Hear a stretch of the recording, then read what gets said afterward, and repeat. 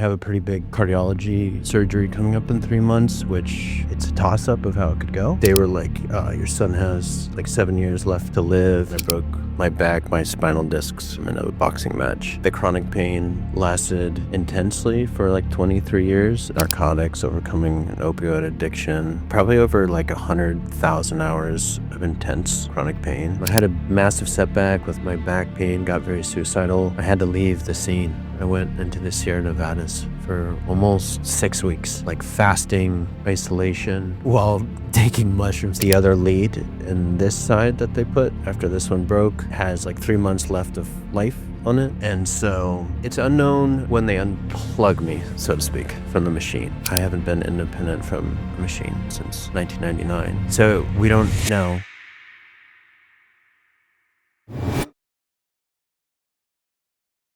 Hans Karl Bruesehoff, good to have you here on The Authentic Journey. Dankeschön. What is your authentic journey, Hans?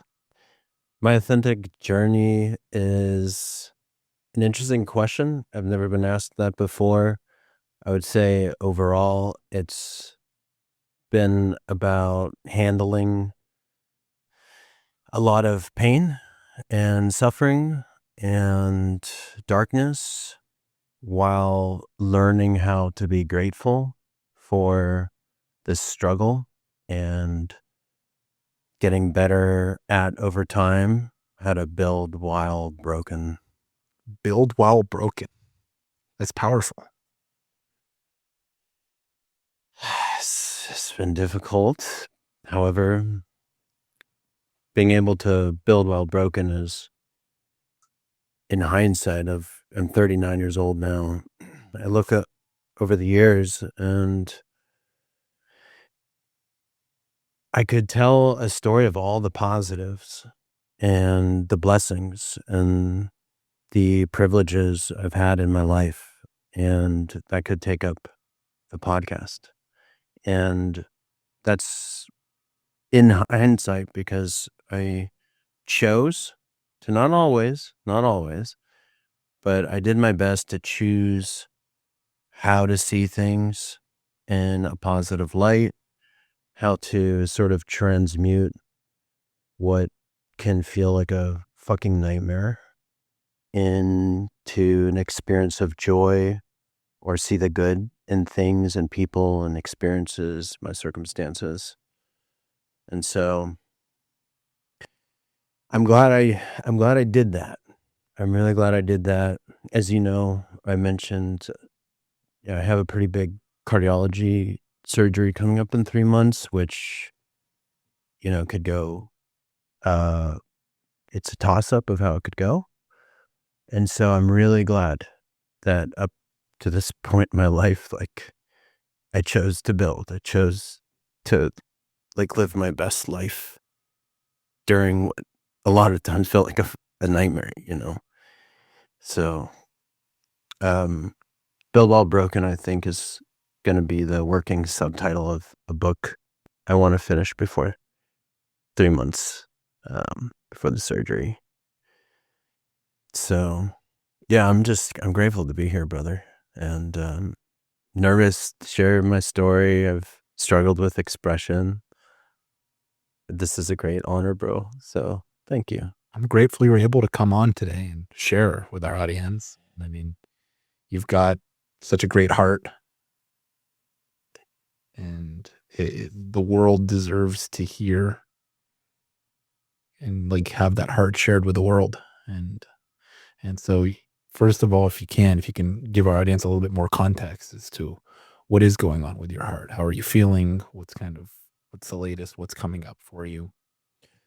Yeah. What have you I was born with a heart condition called sinus syndrome, bradycardia. It's where essentially my heart has had trouble keeping enough heartbeats per minute, to put it in a simple way.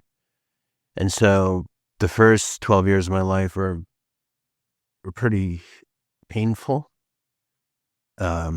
When our heartbeat goes really, really, really low, the body tries to optimize where to pump blood that is getting pumped from the beating of the heart. And so I would go to all the vital organs, and one of the places that the least blood would go would be the stomach.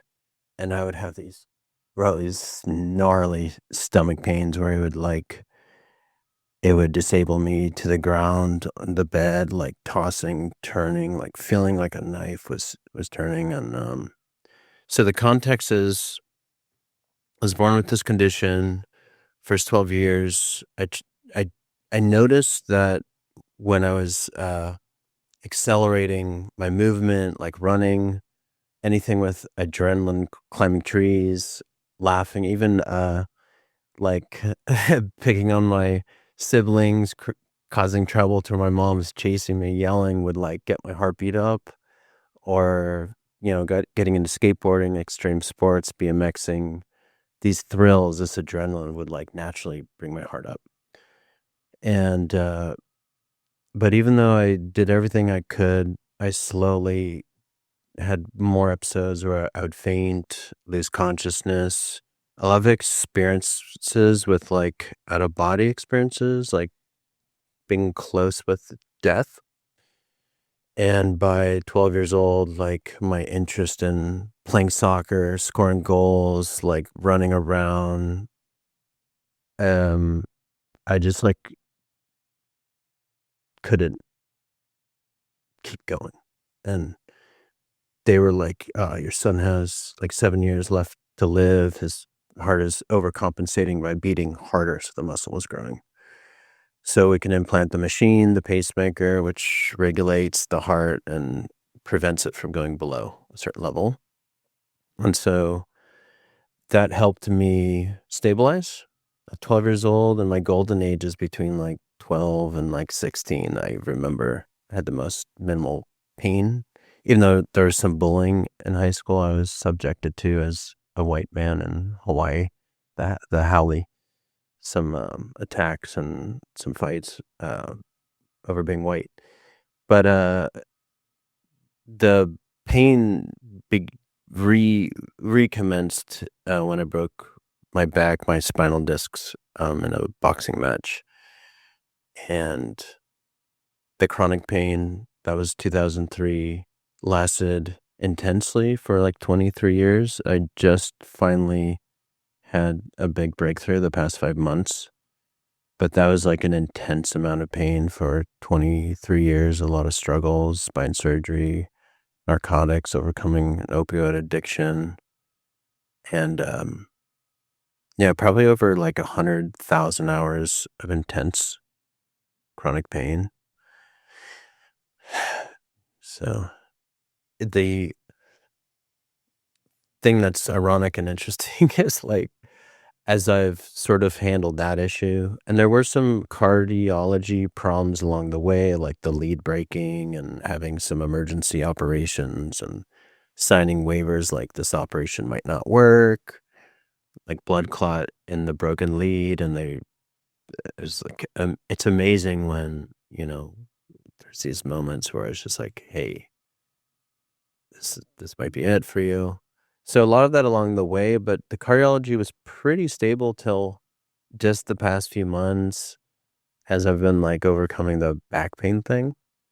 And we've clarified over the past like just 2 weeks, it's just kind of recent news that the other lead in this side that they put after this one broke has like 3 months left of life on it.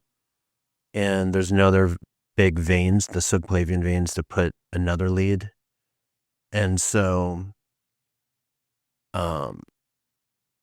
it's unknown when they unplug me, so to speak, from the machine, disconnect me from the machine. I haven't been independent from a machine since 1999. So we don't know. It would be like kind of a miracle that over time, because with entropy, like you become more dependent on the machine.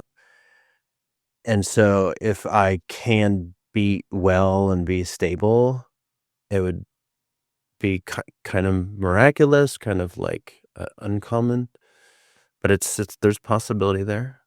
And yeah, I just have like pulsating right now from the lead. It's like twitching. It's like half broken. there's like one line left in the electrical current where it's usually two. One line's gone. And yeah, it's like pain here. Also have like a hernia surgery coming up like a couple weeks. Like I have that. And yeah, and there's still some low level back pain. But again, it's like, what do I want to build while like broken? Like my machine is like half broken. And so I want to build a book. Um, yeah, it's a lot. It's like kind of news. All that I'm like still processing it all and finding the ways to be grateful. I'm glad I did live my best life up to this point. And if there's more to live after, like the story's gonna get pretty a little more cool. Like I'll be surprised. I'll be like, whoa. So that's kind of where I'm at overall at this moment. Thank you for sharing that with us. I know, I know what you've kind of been going through with that. And you talk about miracles, and I really feel like miracle that you've had in your life is you've been able to be so joyous Mm. throughout and just go and experience so many amazing things. Can you share with us kind of like where you were able to tap into that joy as you were going through these years of pain and brokenness? Yeah, like what things or people or experiences, like, yeah, or did I find the joy? Okay. The primary one is over and over and over again. When I look back where the joy was, it was with friends, family, it was with people. Uh, primary. So, like, let me give an example. I was in the hospital bed after one of, I think the lead's broken, and post operative surgery, and like there's a catheter like in the penis, like that was, they couldn't get it out, it was like stuck, so I'm like getting ripped there, like that was pain. My chest is all, ripped open, healing, like, and my back is fucking hurting too. And it was so much that I had to ask for a chair to like get on the hospital bed to get my legs up because the back pain was hurting so much for being in the bed, and my chest was hurting and this catheter pulling.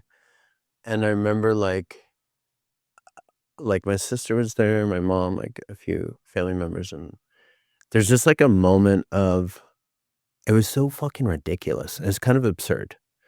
And of course, like the nurses and everyone there, they see us trying to get like this chair on the bed, talking about the back pain, but they're all thinking this way, because cardiology, and then they're trying to get the cath like, there was a moment where we broke into laughter, and there's, like, this little amount of joy in, like, such a like like a dark moment, like, it's so bad, it's like, but, like, it's black, it's, like, full dark, it's, like, so bad, and to almost like a candle, like, you light, with a lighter, and, like, the candle flickles, like, there's an authentic, like, moment of just, like, so much joy.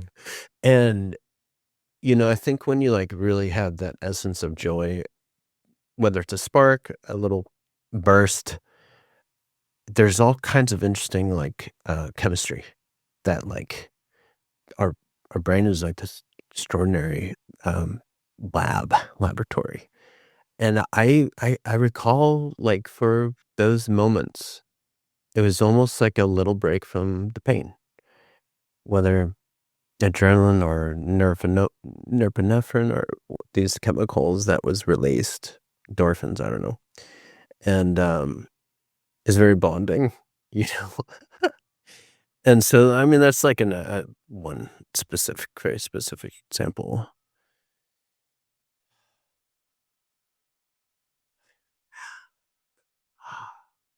I'm gonna breathe for a second. Yeah.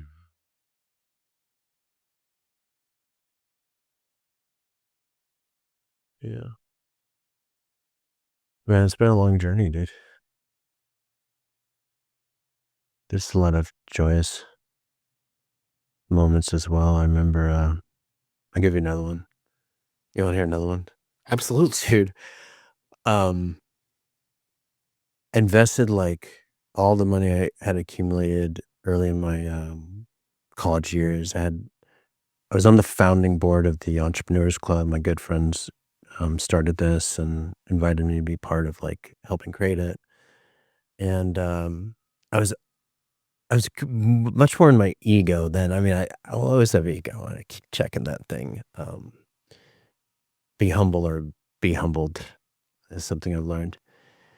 And I wanted to be the first to like create a business while we were all still in college, and this entrepreneurs club was starting in the Shadler College of Business at the University of Hawaii. And there's a craze of, do you remember the frozen yogurt craze? I know it hit California. Like when it first started, Yeah. fill your own cup up. Yeah. Yeah. Oh So my God, dude, I was a kid. That was like wild. It's like all of a sudden it's like you go from like instead of going to the place, it's like, hey, I want that flavor. It's like all of a sudden like you're filling your own thing up, you're putting your own toppings, Right? And it's like, all oh my God. all the machines, wasn't that like, yeah, Wild. it was awesome, right? My dad's good friend had opened one. It was doing really well in like Temecula, and they opened 2, 3, like Froyo Land or something it was called. And that idea planted in our dad and I's mind, and he was always an entrepreneur. Anyways, I and my dad were like, what if we create one in Waikiki in Hawaii? And I had some money and put all my heart into like finding a place that there was actually a frozen yogurt place in Waikiki that didn't make it. We thought it was, they said the marketing or their something with their own issues. I didn't do enough due diligence. I should have really had a tech check out all the machines. I was like, wow, this is like an amazing deal because it was mostly built out. There were machines in there, and we were like, let's add in gelato, like a gelato station too, and make like waffle dogs, make this really kind of eclectic cafe of like treats and comfort food that's also exotic with like the Dole Whip pineapple and pink. And it was like a hula girl coming, the logo is like a hula girl coming out of the frozen yogurt like whip. And it's called Hula Swirl. And I remember like 6 months in, my dad, my stepmom, and I, we all had different ideas of how to market. We had put a lot of money in, and like the first day, the machines were starting to have problems. And like, dude, 6 months later, like we burned through so much money. The location, even though it seemed pretty good, like I should have done more due diligence. Anyways, it got to this point where like I'm a couple years into my chronic back pain. I'm overloaded in college, and like there was this moment of me taking on a lot of shifts, trying to keep it going. It's getting very embarrassing. I was feeling embarrassed because it was not successful. And so many of my peers in college, everyone like was thinking this was all gonna go.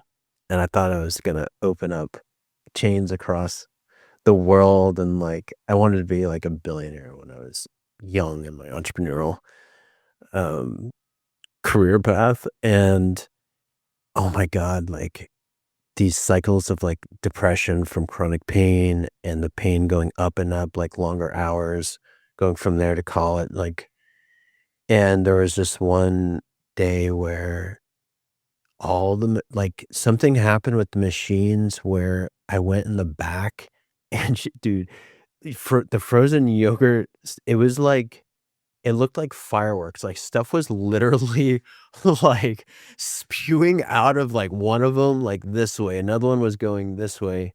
The ground was flooded with yogurt. My dad and I, and so like, I was, like, resentful already. I was the pain. There was, like, a line of, like, customers. The other guy that was supposed to come in for a shift to help, like, never showed up, and the overwhelm was so I thought I thought I was gonna have like a stroke, and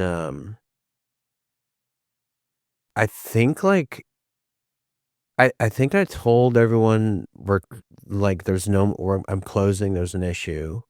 Everyone was gone. I locked the door, and I think I went in the back and like laid down in it on the ground, like in the yogurt, all the bullshit on the ground, and I was going like in between like crying and then like laughing, like as I felt it like my everything getting wet. I was just like on my back because I couldn't stand anymore. The pain was so bad. And I think I started laughing like really hard to a point where I was like, I'm done. I'm like done. Maybe it was like a year. I don't know how far this, but there's this like point of like laughing at like the joke of it, of like the contrast of I was trying to be the best. I was trying to be the first to create this thing, put all my money in it, thought everything would work. It was very like public. Social media was kind of coming out and putting it all out there, open, all this stuff. And dude, just like to see all the big yogurt machines are really big, like fireworking, like spewing out all this shit, and, like everything just so fucked. And I was just realizing we were having so many problems. Like these machines were done. They're so expensive to replace. I just had this moment of like, I'm just gonna lay like down in this. And there is a temporary like moment of feeling joy. Like that was early in my moments of seeing there is a lot of comedy in life. And then it went back to like some crying and then some anger. So it was like a spectrum. It was a roller coaster, but I can go back to a lot of moments like that, and that comes up because I was just really How do you find I love it. Dude. but you sit there and it's like I can tell you're going like you're going back to it and like you're reliving it. And it's like, how do you find like the light like in these dark moments? Like it's like shit's hitting the fan, like it's not fun. I mean, you're in a painful time in your life. And then how do you like channel that presence to just be in a place where it's like, hey, like I can let out a laugh, I can let out a joy, I can be in a state of joy right I think like when I look at those turning points, it has something to do with like where I finally am like acceptance. Like I finally like let go of control. It's like so obvious that there's nothing really I can do to control or improve the situation, like the external circumstance of it. And it's like in that moment of accepting everything is just so fucked right now. This is so fucked. This is so disturbing. This is like, how can it get worse? Like, it couldn't even rain inside. It was like, like it was, and I think the surrender to like how bad I'm perceiving that circumstance or like my own physical pain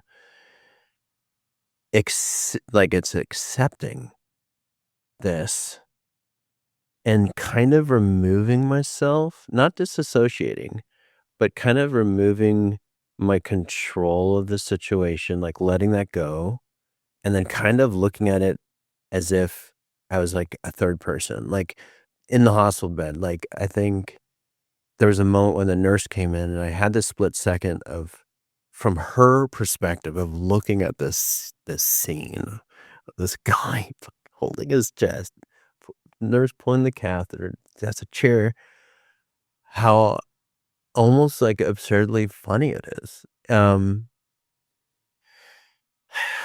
And so when I saw myself like in the yogurt on the ground and everything, just letting it like spew, like it's kind of ridiculous. And to acknowledge that life can get to these moments of things just like really being just like blowing up, like exploding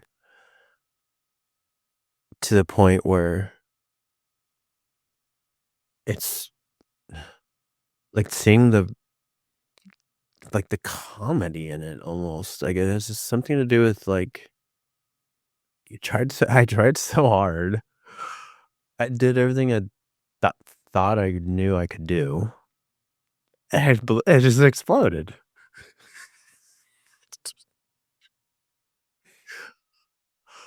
And like then like joy seems to emerge in that sort of like perspective on it in that moment. So when the outcome doesn't go your way and you realize you're like, dude, I did everything I could. Like, you're good. Yeah, it's like if I did do my best, like if if I do think to the best of my knowledge I did my best, then it started to make sense to me when I look at the different patterns of so many moments like this. There's like the more angry I would get, or then the darker it would get. But if I would just like let go and just be like, fuck it, I'm not even cleaning this right now. I mean, if I could lay down in this, and then that surrender to it, yeah, like is where the change, like the alchemy of like the energy would start to shift into like positive, and like joy would emerge and like laughter and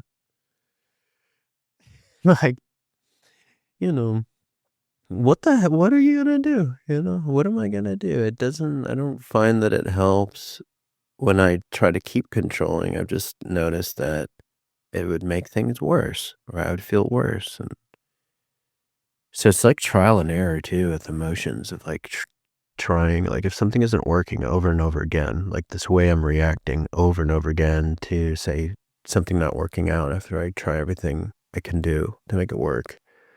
If like the certain reaction is like making it worse, and now I'm like angry, or now I'm self-hating, self-loathing, or cursing my dad, blaming my stepmom, blaming myself over too much, or blaming people. Like I remember like leading up to that moment, I was doing that. And it was almost like that probably is what perpetuated it getting worse and worse, opposed to like if I was more curious and more collaborative and more compassionate and more loving to myself and my dad and my stepmom,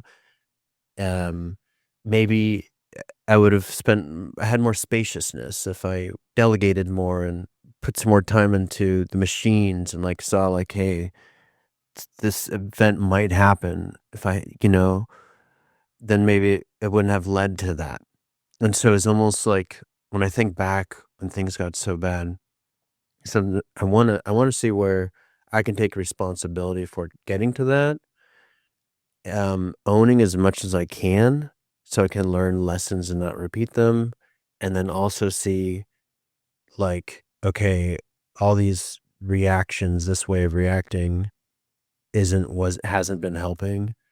And then, I see if I don't learn that, then like life or circumstances can get to this point where it's really effed up. And I'm like, oh, I think it's just time to like let go, like accept, like surrender. And then I see like the energy alchemizing, and I just start fucking laughing. And uh, it's life is fascinating. Emotions, how we react, how I react to things. Like I've been learning how to get better with that, how to be more playful, how to not be overly controlling. Things don't always have to be perfect. And I think a lot of that was like ego, wanting to have that image of success and that I can be this entrepreneur like well in college and make a lot of money. There's always this drive to make money too that drove me into the wrong places. Hey, yeah, man, it's a trip. Yeah, what about for you? Like I'm curious, like how have you found to change the energy when things don't go that way? Like what's been your process? I'm curious as well. I feel for me, the words that I lean on are authenticity and alignment. And I want to make sure that I act as who I am in whatever situation that I'm in, and that I don't put myself in a place to veer off of who I am, like be somebody that I'm not to achieve a result that might not even be mine to begin with. Like if I achieved something, but I wasn't being myself doing it, then was that result really mine?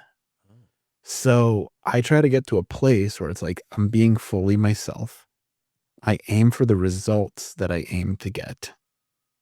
If I miss the mark, I got to miss it as myself. Still me. Like nothing changed about me. This was Ben. Ben took a shot and Ben missed. But I know I'm capable of making the shot. Okay. And I realized that there's times in life where you often get another shot. Like you're at the free throw line, you step up, you miss your free throw. There's usually another free throw coming right after that. You've got a chance to make the next one. And of course I try to make the first one. But if I don't, I just try to make the next one. And I feel that as long as I stay true to myself and I know that I've put in the body of work and it's aligned, I'm good with it. Like if I miss, like we're going to miss in life, like many times. Like there's going to be things that don't work out. And that's okay. Like nobody bats 1,000. It's like the best Major League Baseball players bat in the 300s. No. That means it's 7 out of 10 times they're going to get out. Interesting. And businesses, you can have X amount of businesses fail. Yeah. If you have one that succeeds, you're a millionaire, you're a billionaire. Right. You could fail so many times before, and that's okay. So I feel for me, it's really about how can I just return to my center? And for me, my center, I find that in the words authenticity and alignment. Authenticity and alignment. So yeah, the words are like your guide through these moments of, say, missing the shot. Like, well, what's aligned, what's authentic, and if you're staying true to yourself for what that outcome that you had an ambition to get the shot in. If you miss, then it almost doesn't matter because there's another shot, and you're authentic in your journey to reach that outcome, like it was your result that you're looking for, then it doesn't have such a negative impact, it sounds like to me. Like it's almost like you're keeping the joy always in the process itself. And so the missing the shot is not negatively impacting you that much anyway. Am I hearing that right? Yeah, missing the shot is not a negative impact. It's just meant that I gave it the best that I could give it. Now, if I'm in a place where I'm out of alignment and I'm not fully being myself and I miss the shot, then I have to take a hard look in the mirror and go, I missed the shot because I wasn't actually being myself. I wasn't actually being authentic. I wasn't actually walking down a path that was aligned for me. And I took that shot while I was out of my path. And And that's why I missed. So how can I now get back on my path Right. and then take the shot? Okay.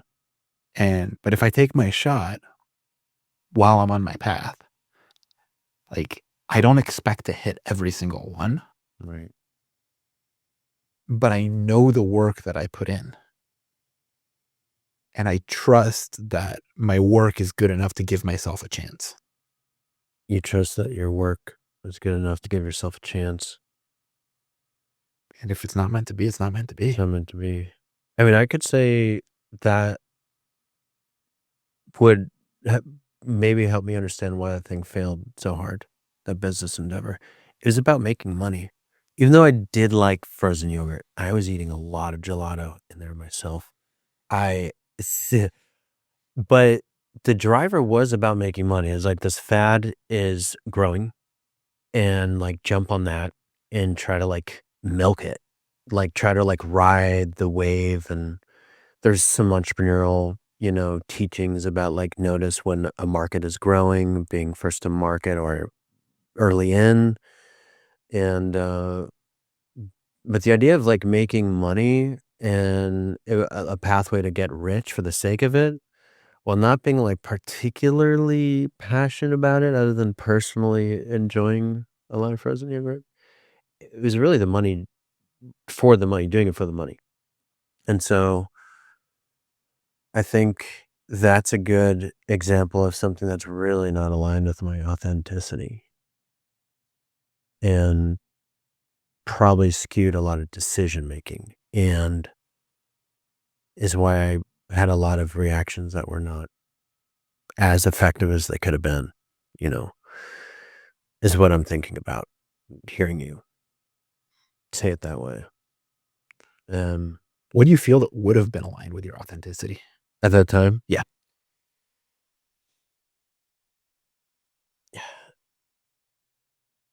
I don't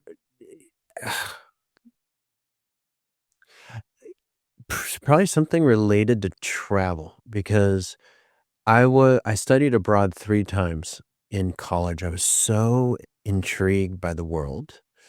And I first studied in Australia in my freshman year in college. Sophomore year, I went to Berlin. And the third year, I went to Dubai. And I was studying international finance, entrepreneurship in college. And I was so like fascinated about the world and seeing it.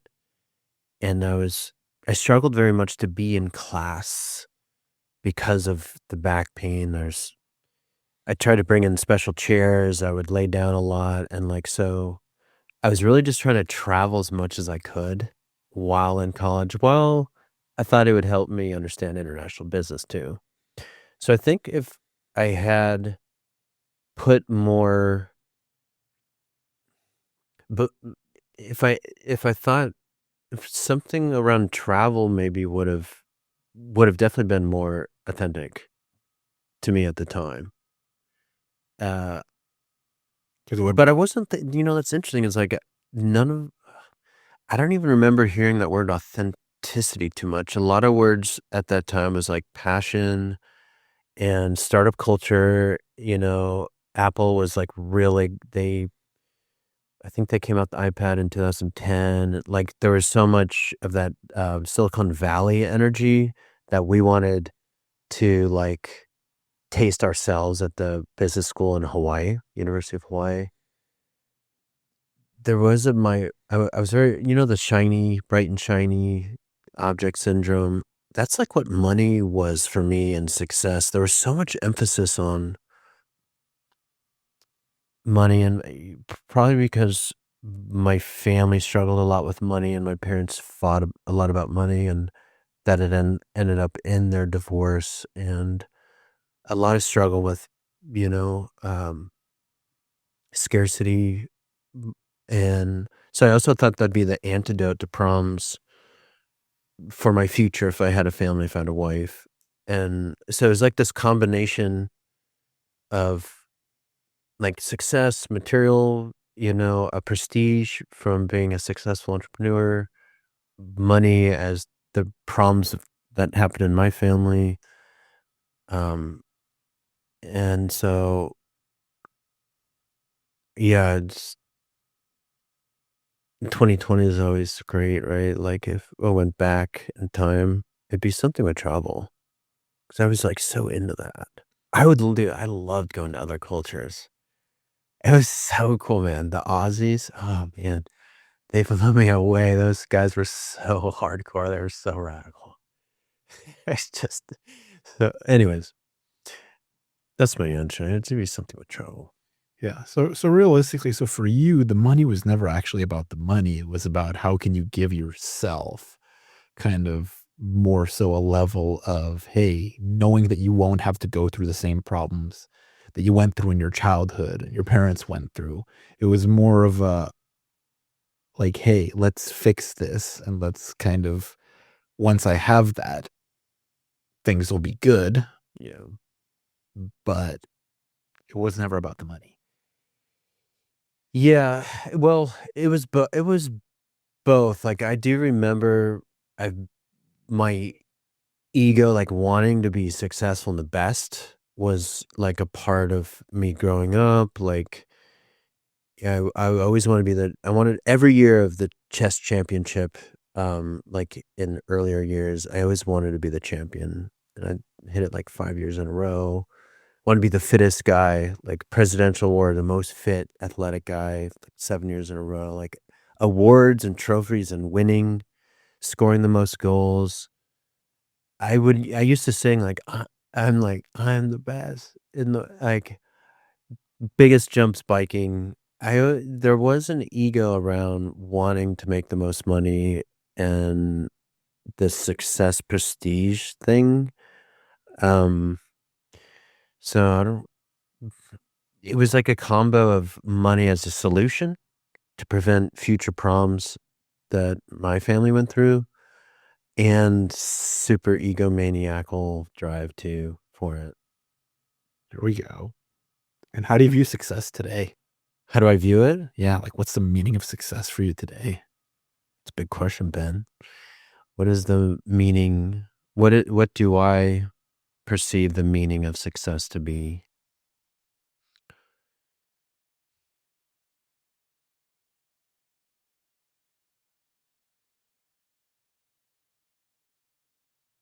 I think the meaning of success to me is what is actually meaningful to me. Number one, what is actually meaningful to me? What is actually authentic for me to put my time, energy in, and do my best at building that, creating it, sharing it, going into it, experiencing it with no specific. I'm really out the door on like these specific outcomes, like $1 million or it's gonna reach 1 million people, like these metrics that I used to be hyper obsessed with. Because a lot of like Tony Robbins stuff, a lot of manifesting, The Secret, like I got a lot of programming around like you got like the burning desire, like have this thing and like take massive action and now I feel like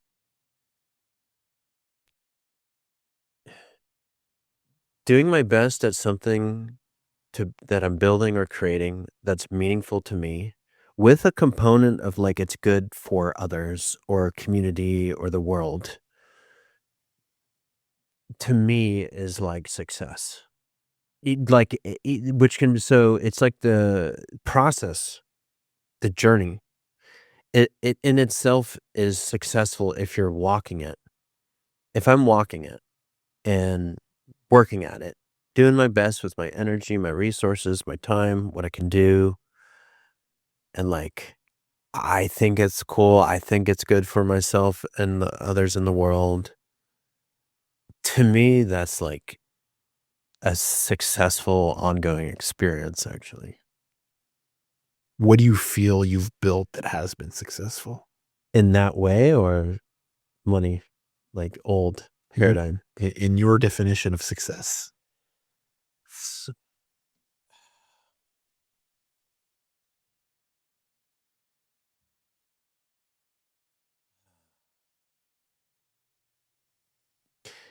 I really contributed to the Entrepreneurs Club building, and it's lasted to this day. So we began establishing that in 2008, and it really changed the business school. And I'm so honored that Joey and Alex, shout out if you're watching this, asked me to be part of the board of directors. And I was so excited about this endeavor. And it takes a lot to start something and be proud of what you're starting, and like that enthusiasm, like let's build this thing, and like keep showing up for every meeting and every meetup. And, you know, I'm glad I got to contribute that in any way. And I'm sure going for like trying to start businesses, like epic failure, even though that was an epic failure. Uh, there's another one like trying to create, it was really a competitor to the iPad, like a mobile.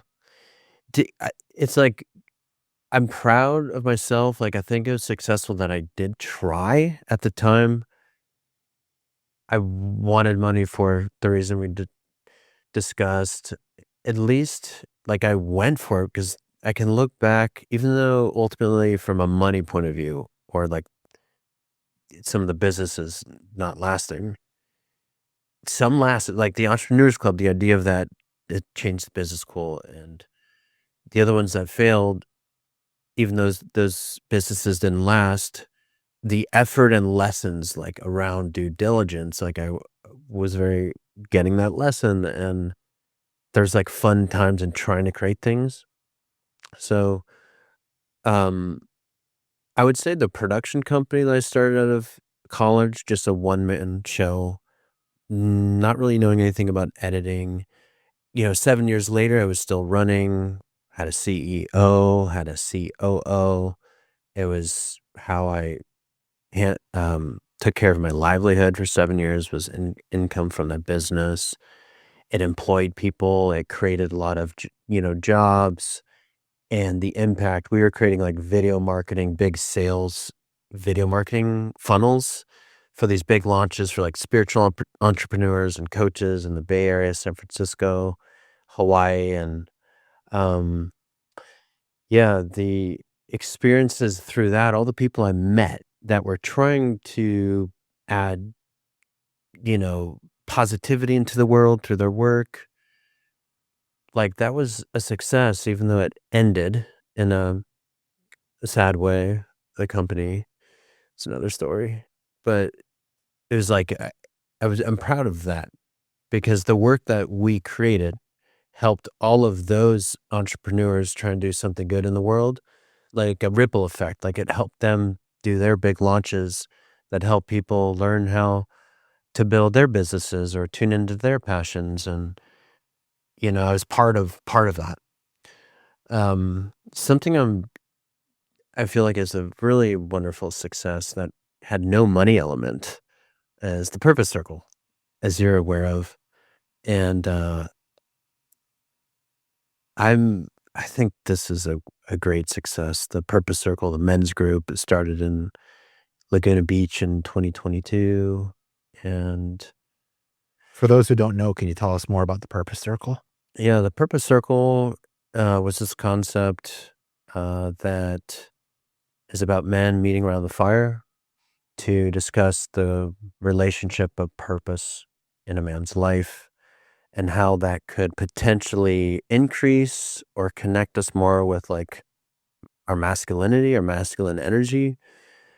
What does it mean to be a man? What does it mean to have a strong masculine frame? And that was kind of the idea of calling it the Purpose Circle, is like make it very clear of why we're meeting up and just simplify. No money involved, no membership, no cost to attend. Very much like a grassroots friends meeting up around the fire. And couldn't have started it up without Ori, as you know, Ori Israel. And how when I left the scene a year and a half after like leading it and building it and us building it together, he took on the leadership, and it's grown and it's stayed, and now it's like, as you know. And there's a lot of guys that have come in and been part of those circles that the brotherhood from it, and also the accountability, iron sharpens iron, reflecting mirrors to each other of where our blind spots are, where we can take more responsibility for the problems we're creating and see more of our own power to have solutions to the problems we're creating, has been a real like honor and privilege to see, just like an idea that I had in my mind, and then showing up every Wednesday. The first year was every Wednesday, and getting the firewood, and like I had the back pain still. I was so messed up from a physiological point of view, but like just focusing on being of service. No like money incentive, like fully to like grow with brother.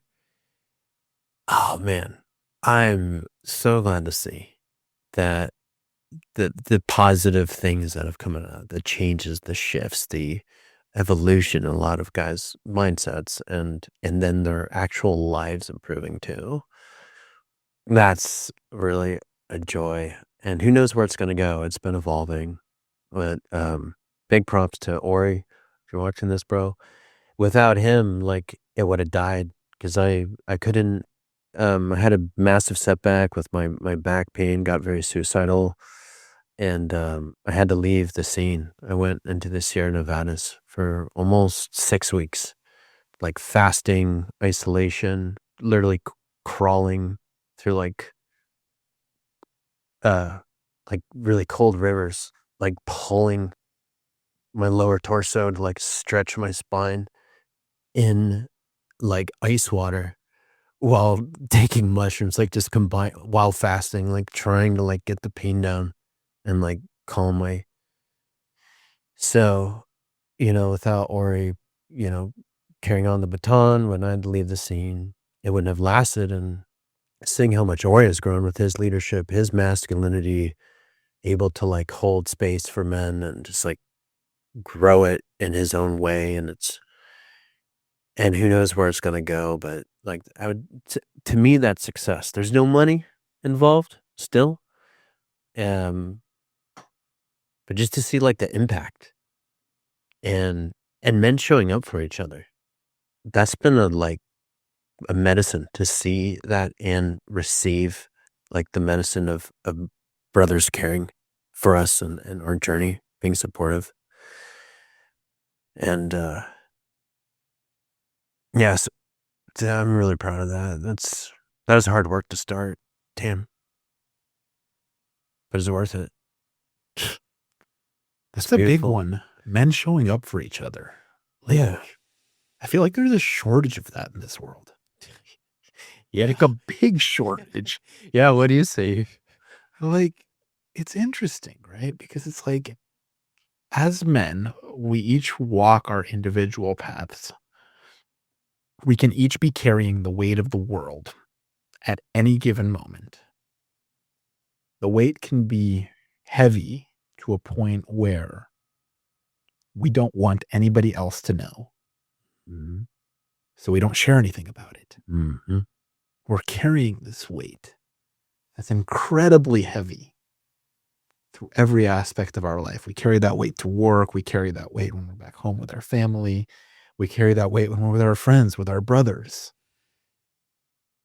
Meanwhile, our brothers, they're carrying a similar weight. And it's almost like, can we get together as men and give each other a place to just, hey, you can put down your weight for a little while. And let's see if I can help you carry some of that weight, help lift some of that weight off of your back so you can kind of move through life without carrying all that weight. Because I feel like a lot of the weight we carry as men isn't actually fully necessary for us to carry.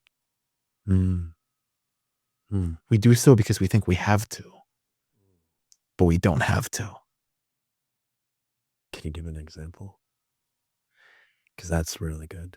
Yeah, I mean, I think, Really good. like, okay, I mean, you talk about business, you talk about success, you talk about money and thinking that there is a need to get to a certain place, earning money, right? You talk about, hey, $1 million, that's a milestone, right? It's like, so like in my case, I went out when I was in high school and decided, hey, I'm going to start figuring out a way to get to my $1 million. And I started a business when I was in high school. My business was able to run for a few years. I was actually I was selling tickets. I was buying and selling tickets to sporting events. And ultimately that business did not last, but it taught me about business. It taught me about building relationships. And I started my memorabilia business when I was in college. And I kept having to show up because I had these financial goals. I want to get to building the 7-figure business. Like that would be a milestone.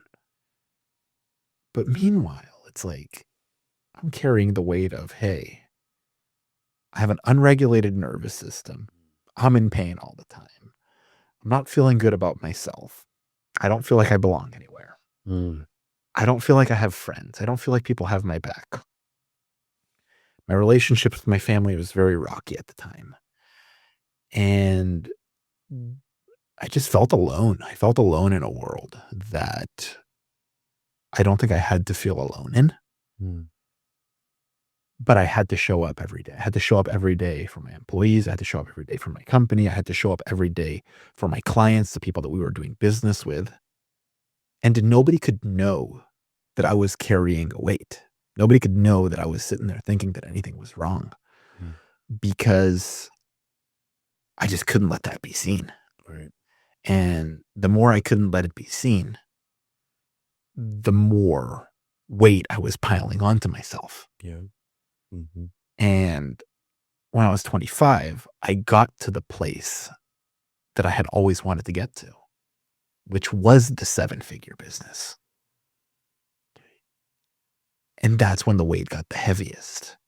Well, Because I'm sitting there going, this was supposed to be the thing that took the weight off my back.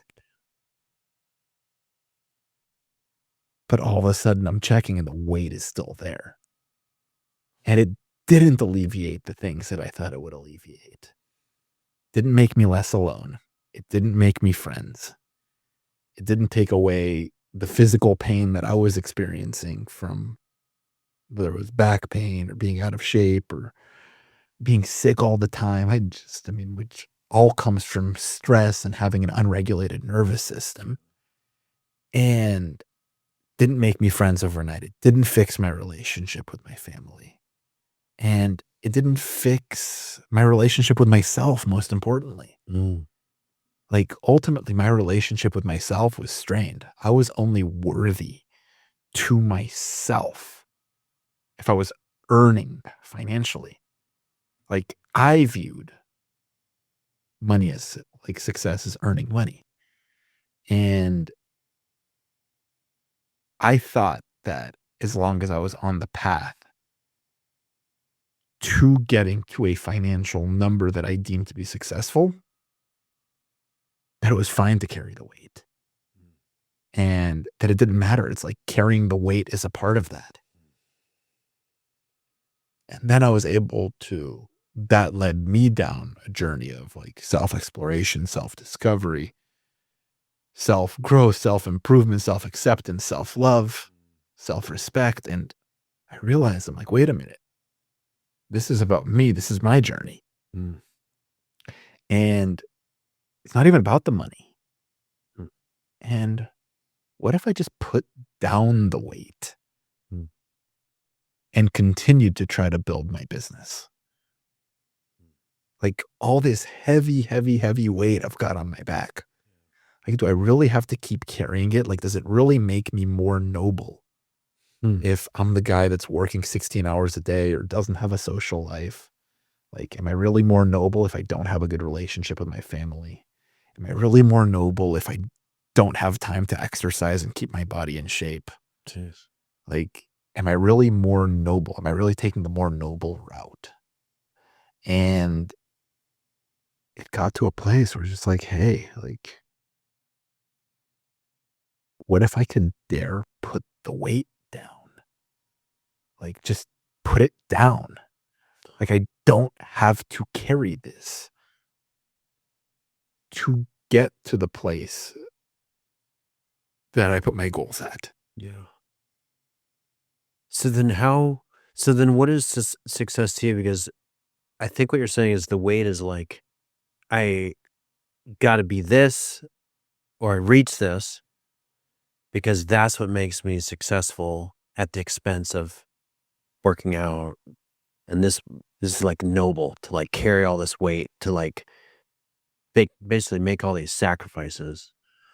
So if you put that weight down, then what, like, now I'm curious to hear like your answer. Like, then how are you defining success, or what is the meaning of success to you now?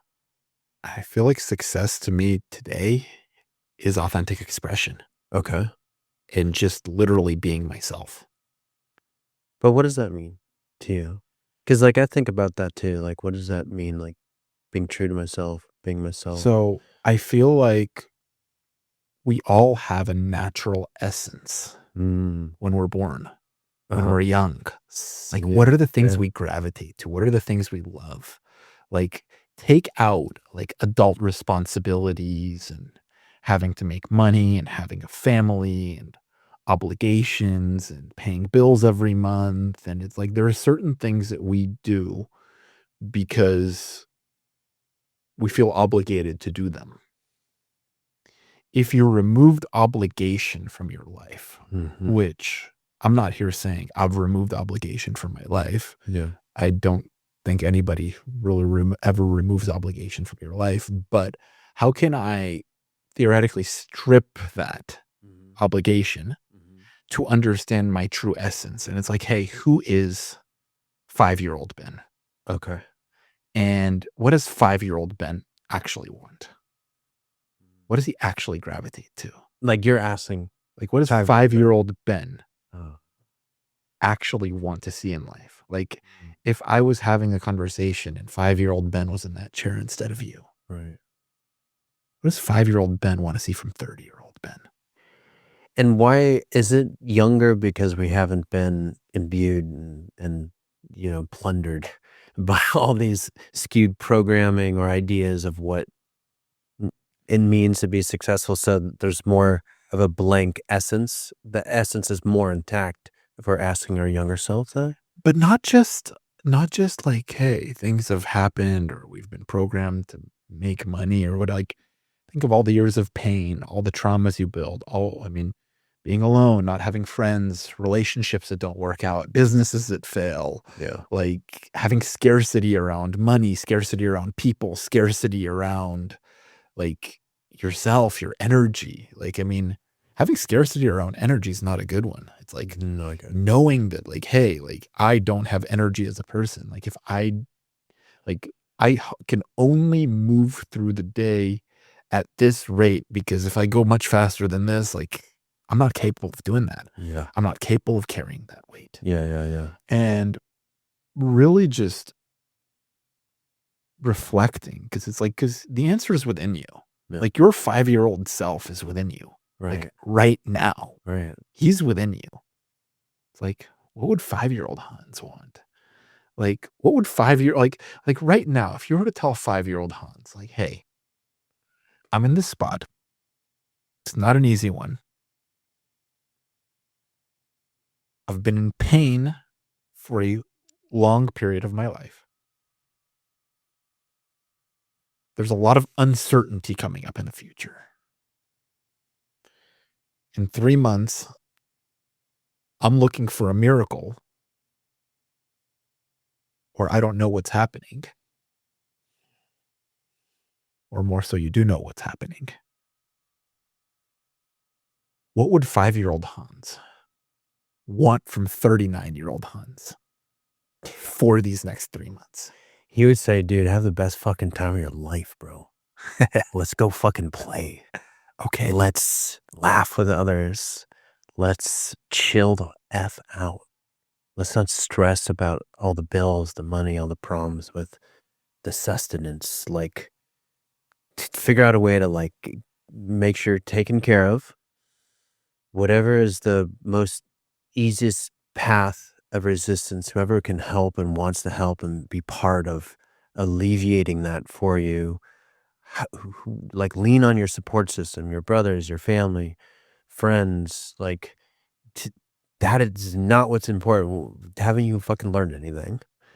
And remember, like, remember the times how much when I was in that without thinking there was obligation at 5-year-old Hans, like even in the middle of the heart condition, I was able to really enjoy life when I was in that sort of feeling that life is about sharing love and not be and creating things. I would create at 5 years old. I was building tree houses and blanket forts in the house and running around with kids, skateboarding, biking, adventures.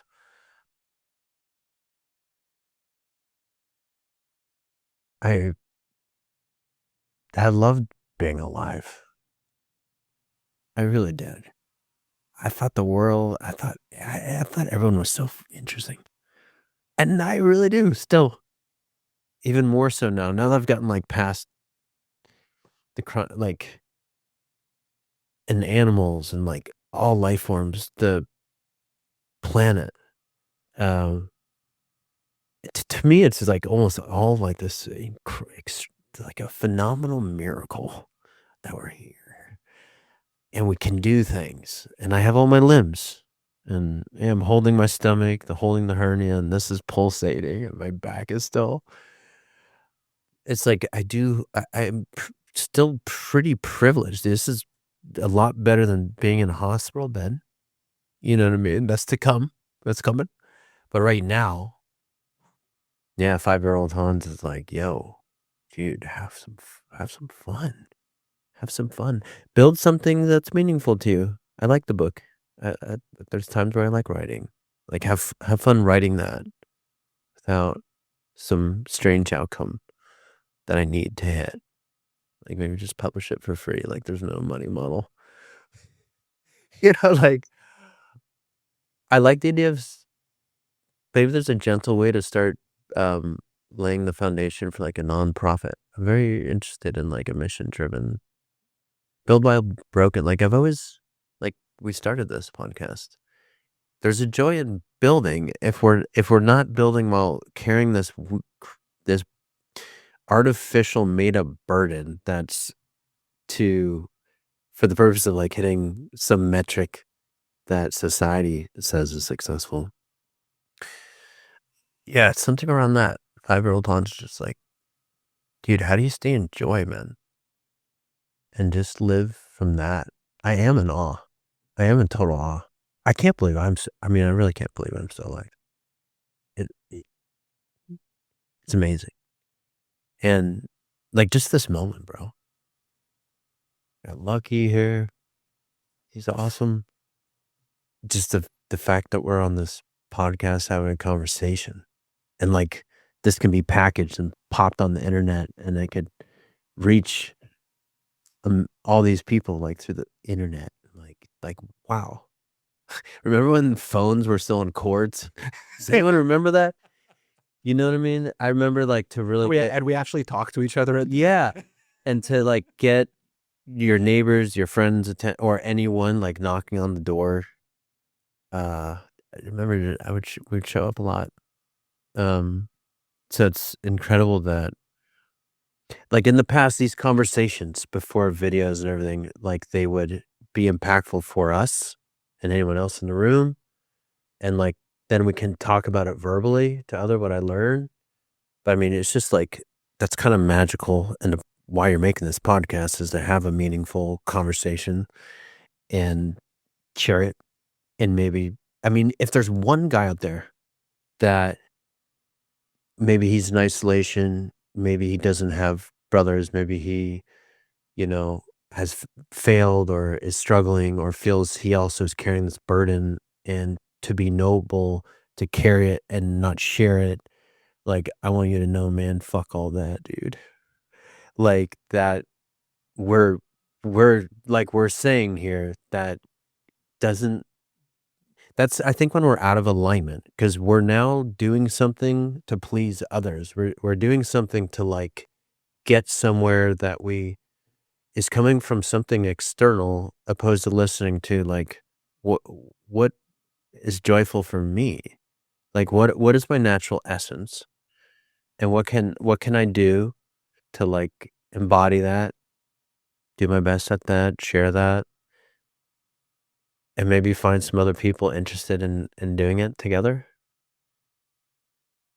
I could have never, imagined different things that did grow the communities, like when that really came from the heart.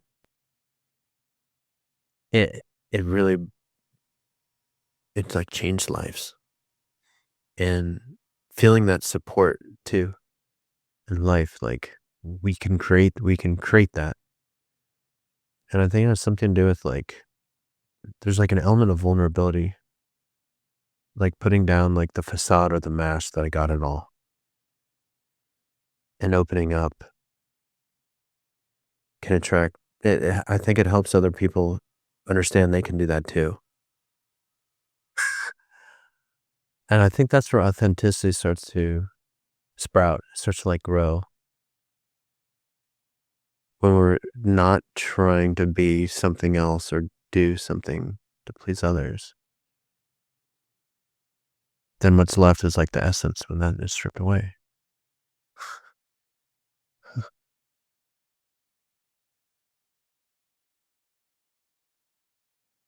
So I'm wondering, what is my authentic journey right now of the next few months and beyond, if that's the case? This podcast has me, is putting that in my consciousness more than ever. I mean, thank you. I love it. And it's so interesting because we sometimes don't ask ourselves like the questions that lead us to our natural essence. And it's like, how do we get there? Like, how do we actually get there? Like, That's what I'm, yeah. and how do we like, I mean, like, have you ever watched The Lion King before? Oh, yeah. Love that. Like, you remember when Simba looks in the water? Oh, he sees his own reflection. Yeah. Remember that? Yeah. And then it's like he sees his own reflection, but at the same time, like he sees his father. It's like, hey, like, remember who you are. And it's like at the end of the day, it's like, I almost wonder if it's like, if we're in this life and we just go through the process just to simply like remember who we are and return to that. Like at the end of the day, like maybe like your life purpose is like, how do you just return to being 5-year-old Hans? And maybe my life purpose is like, how do I just return to being 5-year-old Ben? 5-year-old Ben in an adult body. But it's like, ultimately, it's like, and again, and express myself as 5-year-old Ben, like doing the things that I do today. For me nowadays, it's business ownership, like having the podcast. It's like showing people that they can truly express themselves. And it's like, I almost wonder, it's like, what if our whole journey's like written backwards? It's like, it's like you're in a place where it's like, the person you truly are is who you are right off the bat, like as soon as you're born. And then every day you veer further away from that. And the goal is to truly realize it's like, wait a minute, like I'm going further away from who I am. Yeah. How can I get back to who I am? And you're saying like the questions can help expedite that process. Well, I like asking myself Right. questions because I feel like, again, I feel like I get more moments of who I naturally am, like my true essence today than I've ever had before in my adult life. But I certainly don't get as many moments of myself in my natural essence as I got when I was 5 years old. Like, to give you an idea, when I was 5 years old, like, I was in kindergarten. I liked basketball. I thought basketball was cool. I didn't know how to read yet, but every single day at school in kindergarten, I would bring a newspaper to school. This is before the day of smartphones and checking scores. So I could read the NBA box scores and the standings. But the only thing was I couldn't actually read. So I had to memorize like the city like codes and what they were. So it's like the Lakers were L-A, L for Lakers. The Clippers were L-A-C for Clippers. The Warriors were G-S for Golden State, W. Each team had the three in Detroit, D-E-T, Dallas, D-A-L. And I would just memorize the 3-digit like codes, city codes for each team. And I'm just like, wow, this is just cool to keep up with. Like, this is fascinating to me. That it's like, hey, this team won this game. It's like, oh, this team beat this team last night. And okay, what are the points like? It's like, I got to like understand. It's like, okay, like I knew at the time, like I checked the Lakers box score. It's like, I couldn't fully read, but I knew that Shaquille O'Neal had an apostrophe in his name. And like, okay, the O with a little thing after it, that means how many points Shaq had last game. And I could tell how many points Shaq had. I could tell how many points Kobe had because I knew they would be the higher numbers. And my point is I had an admiration for the professional basketball players because they were in a state of play. They were adults. They were living their dreams. They were doing something they were passionate about, which is playing basketball. Bingo. And they were accurately expressing themselves. Like Kobe Bryant lived until he was 41 years old. He played professional basketball until he was 38. From 18 to 38, he played professional basketball. Wow. And every day on that basketball court, he got to fully express himself. Same way a 5-year-old Kobe Bryant would on the basketball court. Obviously, it was a lot more methodical as he was a professional basketball player. Like he'd really worked on mastering his craft. And we all work on mastering our craft. Like it's like the person I am today, operating my businesses, plural this time around, is different than the person who started my first business with the hope of, hey, maybe I can make a little bit of money here. But I feel like I'm so much more expressive. I feel like the moments of like, it's not that serious. Like laying in the frozen yogurt. Like, it's like, dude, like if shit hits the fan, but it hits the fan, guess what? I get to wake up tomorrow and like keep going at it. Like I get to take another shot. Right. Like the shot I miss isn't going to put me out of business. A shot I miss isn't going to get me off of my path. Just means that I might have to lay in frozen yogurt sometime. Yeah.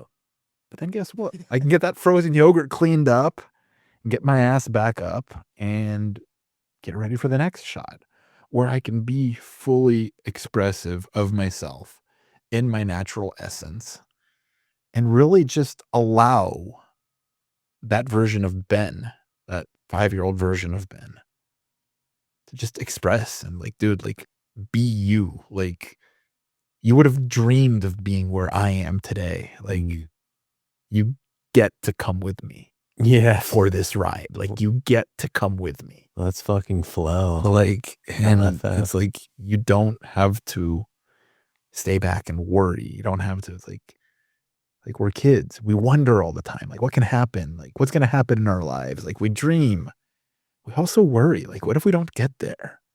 And it's like, how do we just throw away all these like worries and just say, hey, like, dude, we've got such a beautiful life ahead of us.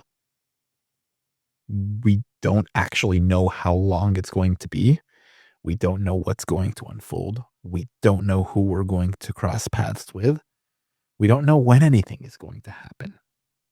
I mean, you or I could walk out of here today and get hit by a fucking bus, dude. And it's like, and it could be over. Like, did I give everything I had? And by did I give everything I had? Did I express everything that was meant to be expressed? Like, how many people are sitting today on their deathbeds,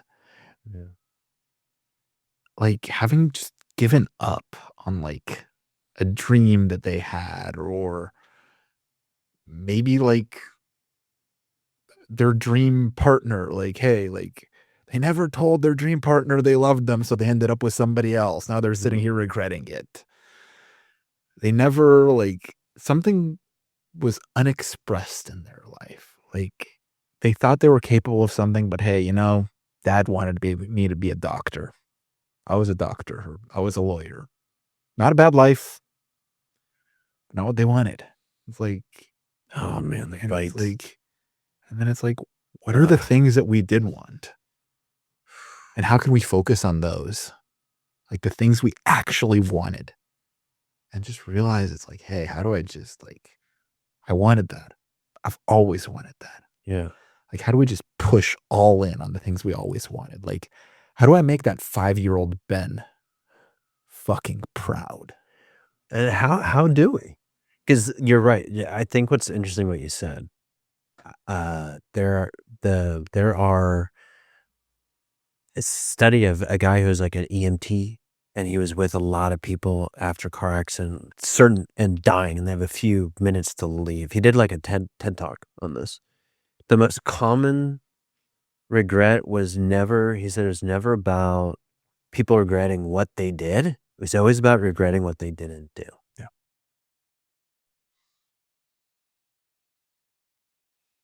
What's worse is like you're in a state of part disability and you have like 10 years left to live. And now you have that thought for 10 years. 3,600 plus days of like that, not just 300 seconds.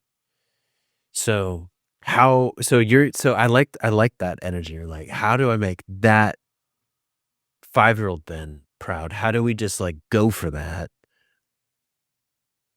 While like I imagine some people, and even my own self, like the worries or doubts of like the obligations of like we're in this structure that demands, especially in Orange County, but like a lot of bills, right? Sure. Like obligations. How and like theoreticals and questions help find the essence. How do we fully do that while balancing obligations or things we need to survive? That I have a very difficult time reconciling. And I know a lot of people like probably do too. I think we all do. I mean, how do we reconcile this? I'm not going to sit here and act like I have figured out. I mean, I think, what do we do? It's like, how do we do this? One of those things where it's like, I think you just need to recognize it's like, hey, like, am I doing this out of like obligation, or am I doing this out of like a place of really wanting to do this, or out of expression? Like, yes, there are certain points in time where it's like, yes, you have to show up at the meeting. You've got to wear your suit. You've got to do what you have to do, right, to fulfill like the lifestyle that you have, the people that you need to take care of. Like, call that an obligation. Like, I can tell you this. I mean, showing up at school, K through 12, fuck that. Like, I mean, like as a kid, oh my God. Oh, it's brutal. It's like every single day. It's like I'm showing up at school. It's like, dude, like I hate my life right now. And for me, I told myself, I'm going to take the entrepreneurial path because there's no way I could have done the same thing with a job. Dude. Like if you would have told me, Ben, 5 days a week at this set time, you are showing up at a place of work and you're doing what you're told, I would say that is a continuation of school. I have no interest in that. And so instead, I ended up out of college. I ended up working at my business 16 hours a day. Twice as worse. 16 hours a day, 7 days a week, instead of 8 hours a day, 5 days a week. Yeah. But I loved every minute of it. Okay. And I loved what I did. I felt very expressive. with the business that I was starting.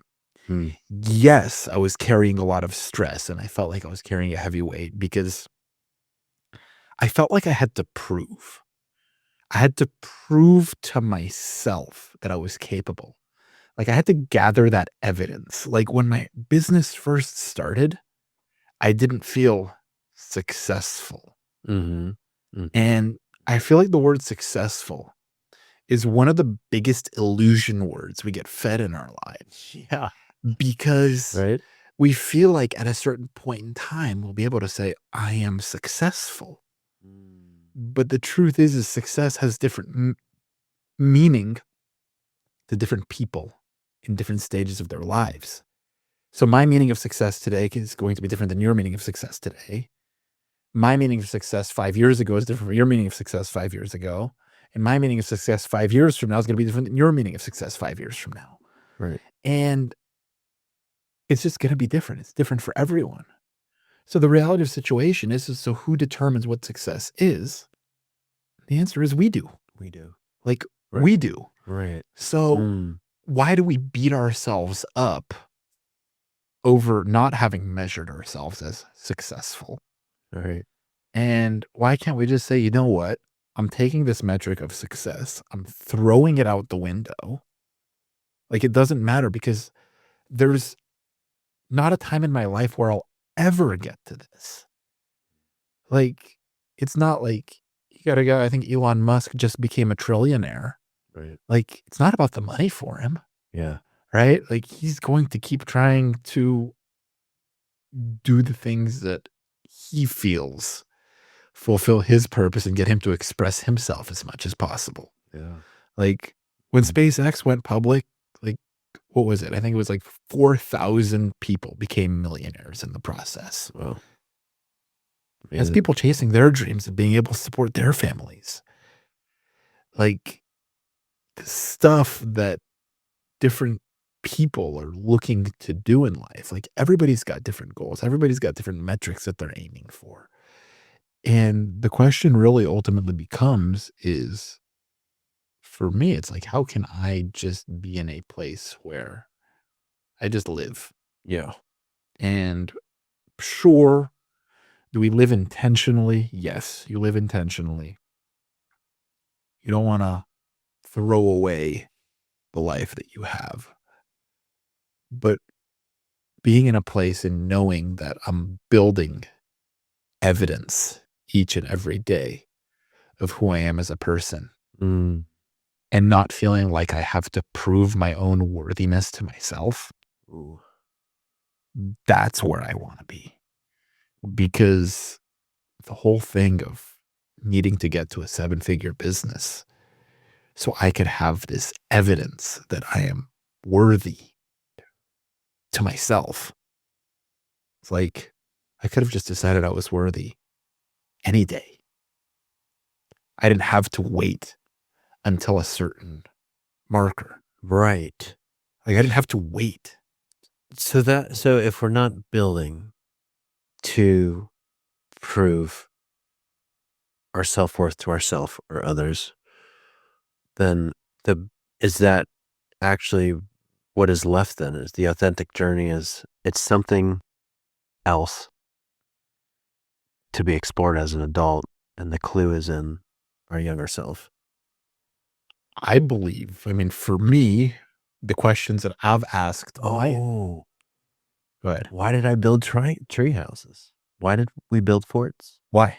Why did I fly off jumps to get the air? Well, I think the answer is in those questions. Sure.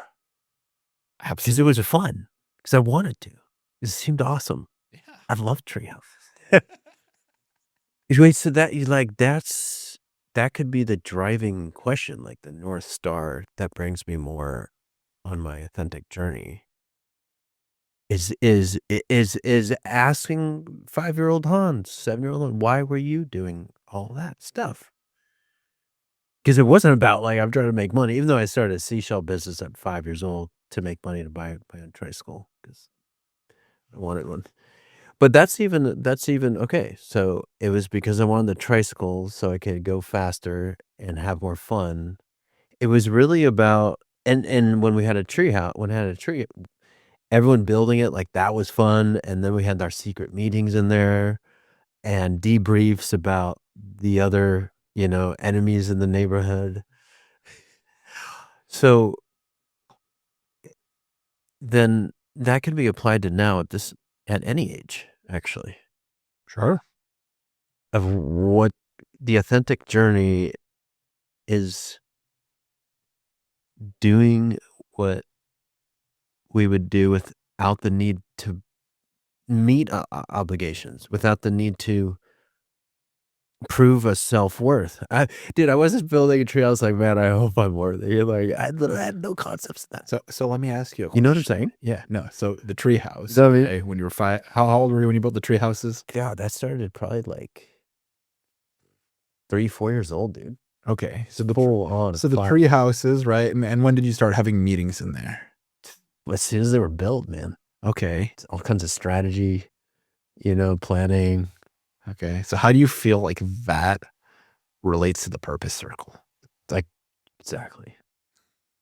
Like, dude, all you wanted to do as an adult is like fulfill your own like 4-year-old prophecy. And everyone loved it. And everyone loved it. And everyone loved it. Like, And everyone loves it. and you're measuring it as successful. The purpose, like you love your purpose circle, Yeah. fucking successful, Right. and you've said doesn't make any money, but it's successful. There's a money model. Like, nobody gives a shit about the money. No. Like, nobody cares. Yeah. Like at the end of the day, we don't care about money. Like we care about what like we can do, what the things give us, and it's like Even the value, like as most up to this point, was always like no self-promoting. Like no one cared about what you do, how much money you make. No one gave. Yeah. Enough about that. That was at the end of the day, it's like, dude, you're just 39 years old having treehouse meetings, except this time they're not in a treehouse. They're sitting in chairs around a fire on the beach. And it wasn't like strategy of like how to like deal with the cooties of the girl down the street when she wants to play with us. Like now it's like, how do we like deal with this like conversation with my dad that I hate? And like, what do you guys think is the best approach for this conversation? Different strategy, meaning topics. Yeah. Yet the idea of coming together to like support each other and to be together is really like, I didn't build tree houses to go sit in it by myself. I didn't want to build it by myself either. Like doing stuff together, building the jumps for the BMXs, like jump off, pew, pew. Like just building the jumps. That process was fun.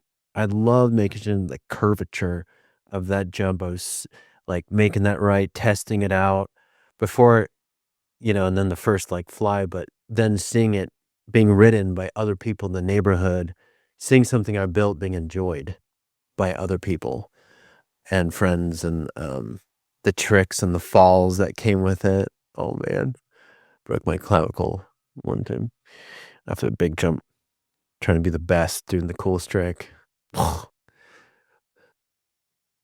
So you look at where you are today. Good. You're smart. What? You're really smart. No, it's like a breakthrough sort of, something's happening here. I love it. So no, I mean, you are where you are today. You reflect on who you are and like the life that you've lived. None of us are going to be here forever. You look at what you want, like, what do you still want to see in your life? What do you like? Is it about serving others? Is it about kind of like that old essence of who you were / are? Like, what is like what is the ideal? Like, hey, you wake up tomorrow, like, Dude, how are we living? Dude, you helped me get really clear. I know I put it in one of I love the questions before coming on. Like I thought of like, what is the coolest? It's like the treehouse, purpose circle, another form of that, of like a beautiful nonprofit organization with my friends on the board of directors, like the board of bros. Okay. You know what I mean?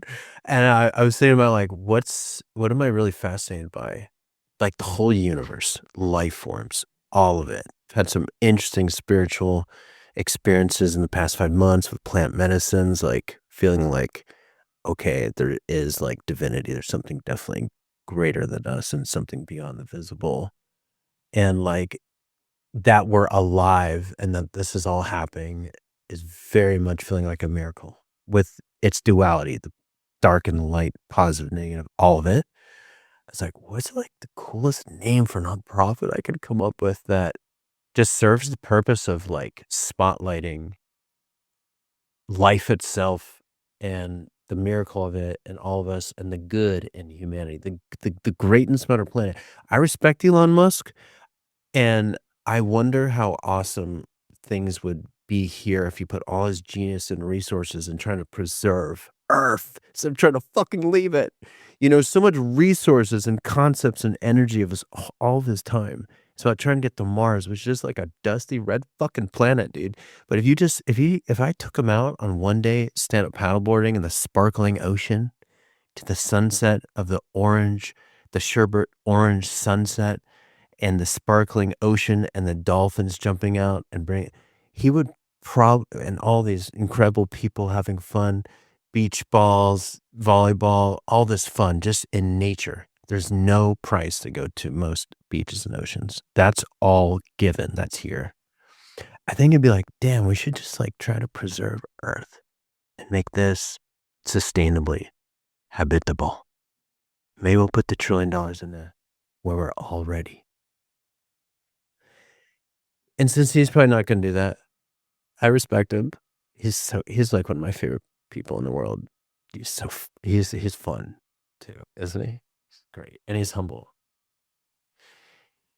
I can do what I can to spotlight Earth, humanity, our species, the incredible like power I've seen when woman and man does have a harmonious, like collaborative moment. And I think like creating a nonprofit is like that next iteration of building like a treehouse, building a purpose circle, building a nonprofit where like friends who have similar values, like I would love to put my energy into that. Like maybe some funds are like, hey, it's going to go to like clean up this beach that got destroyed by some oil spill. Like let's have the nonprofit fund, like a group of 20 and let's go down there. Or maybe there's like some revealing of some tunnels. They're like, something crazy happening in the world and children or something, someone needs help and they're saying, hey, volunteers, like, bros, dude, let's go down that disaster site. Like who's in, like create our own like paramilitary going and are funded and go help out. No interest loans, which an idea like Ori actually gave me. Like that's really cool for men. Like there's like a specific particular support for men. I think there's a lot of support of nonprofits for women, for all kinds of things. But I think there's room for more support for men. Like, yo, if you're a dude, you got a cool business and like you think it serves a great purpose in the world, you can come to the Miracles of Our Universe Foundation and, ask for a no interest loan. Present your business plan. Or maybe men see some training. Maybe there's something, or a medical treatment that's not covered by the insurance, but like they're living on purpose. They want to do an impact in the world. They could apply for a little grant for like medical treatment because I've experienced that in my life. Like there's a big GoFundMe in 2023 that I did, and like friends, family, and at large the public donated. And those funds was the difference between me still being alive and not. Like that was a very important time in my life. December 2023, asking for help, being vulnerable, stop putting on the facade that I can do everything on my own, stop hiding the burden, and asking for help and like help through finances sometimes for a man. Like that was like a medicine, dude. So that'd be like, to your question, like it'd be that a really like a nonprofit foundation that I can do good with. That would be it. I love it. That would be fun. That sounds fun to me.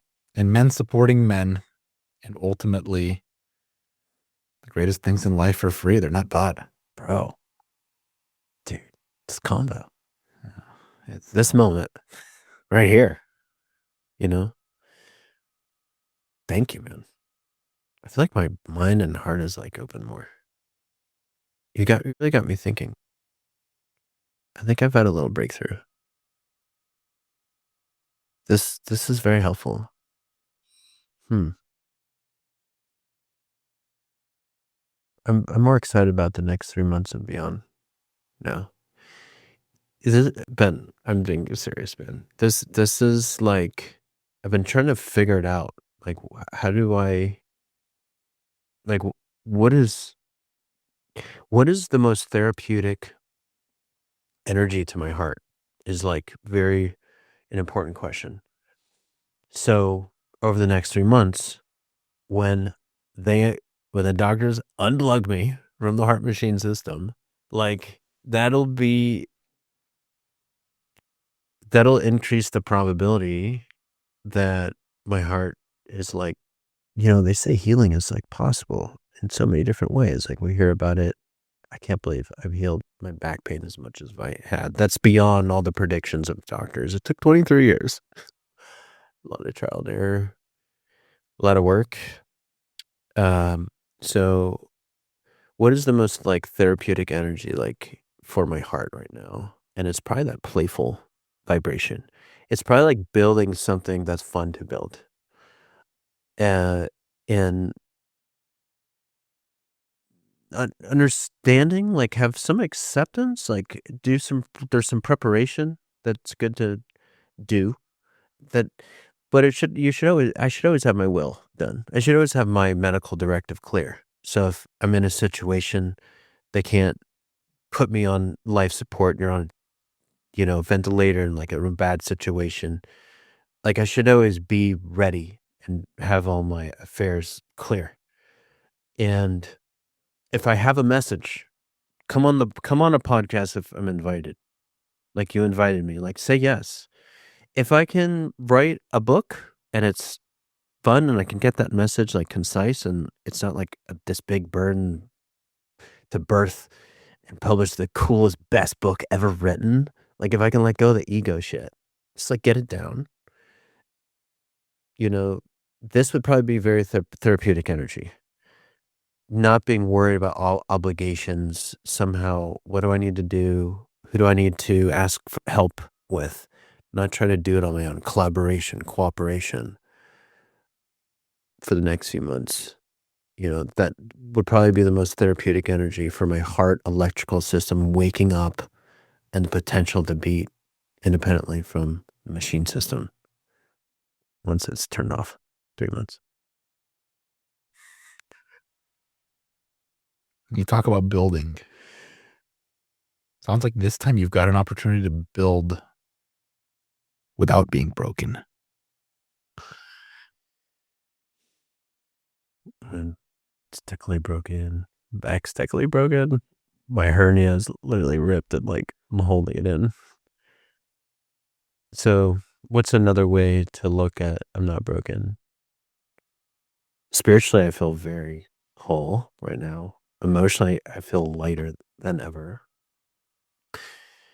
Maybe like when you're talking about obligations, like put that aside, like there's this metric. Maybe I can just put like my body aside for the first time and not identify so much with broken body equals broken Hans.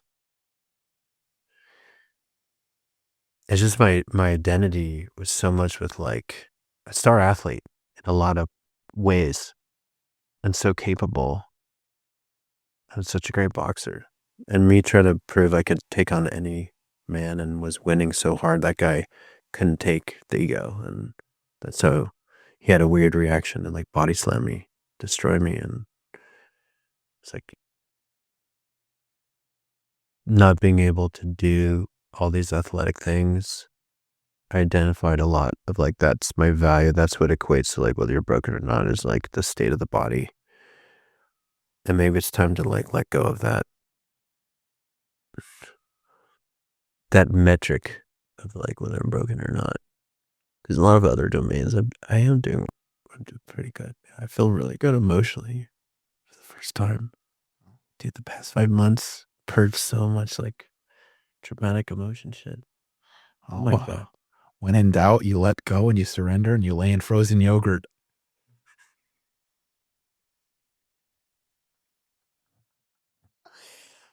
Those are your words. They're not. I know it. No, I love it. Yeah. Like, how do you, it's almost like from the body stuff. This is going to be a trip next few operations here, next few operating tables and recovery. But like, that's laying in the yoga. Like, it's, dude, yeah, there's parts of my body. Dude, this world-class cardiologist, she's well known. She's at the top of her field. She's at, like, heads UCSD. And I was referred to her by a very good cardiologist. She said, after reviewing all your records and like wants to come, you never want to be called an interesting patient, but you are an interesting patient. And I'm worried about you. I was like, oh. And you know, that was the moment where I actually left. It's like laying in the yogurt. I was like, wow. Because this was like trying to get a meeting, a consultation with her was very hard. And it finally happened. And damn, it's like, maybe that, yeah, you're right. It could be a time like from the physical, let's lay in the yogurt, don't freak out, don't try to fix everything at once, and like stay in that joy. Build what I can from a place of like wanting to.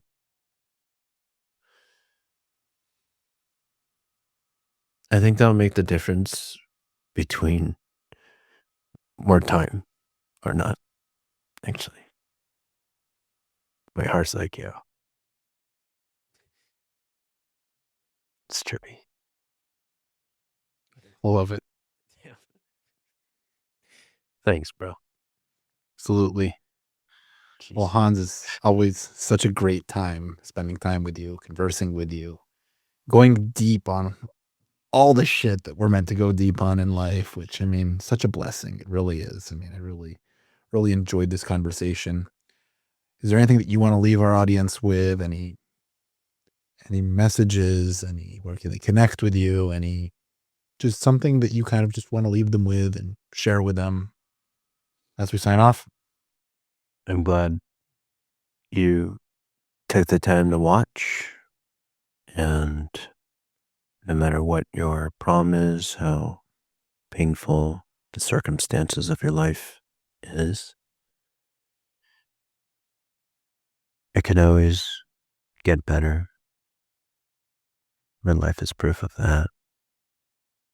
And find your brothers, find your sisters, heal together.